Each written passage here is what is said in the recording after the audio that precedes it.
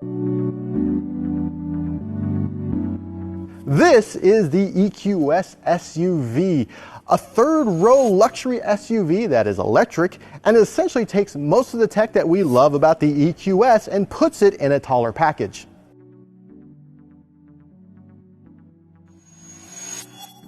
The vehicle has a target range of up to 373 miles on the European WLTP model, which means that we should expect it to come in a bit over 300 miles when the EPA tests it.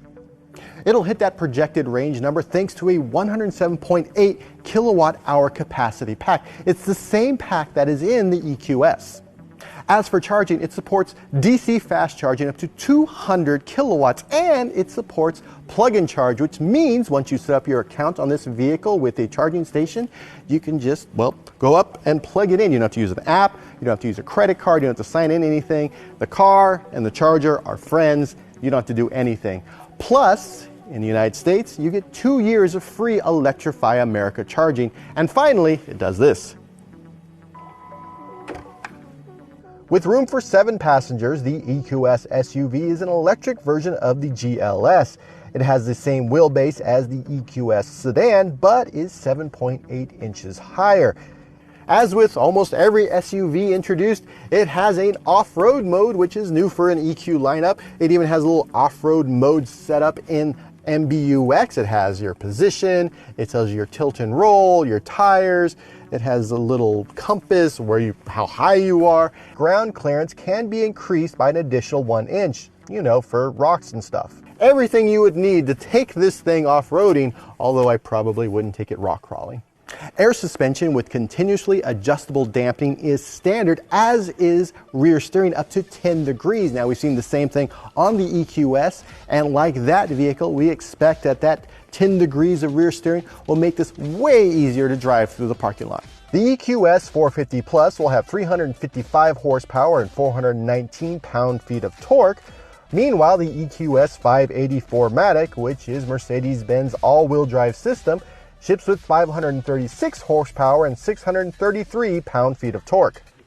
In the front of the vehicle, you have this large grille. Behind the Mercedes-Benz logo is the radar. Right below that is a camera. And of course, you have the ultrasonic sensors. We use those mostly for parking. But also, you have a camera up there in the windshield. Inside, the 56-inch hyperscreen is standard on the 584 Matic model, and like the EQS, it has a screen for the passengers. What's cool is that the vehicle detects when the driver is looking at the passenger screen and will dim the image, to make sure the driver keeps their eyes on the road.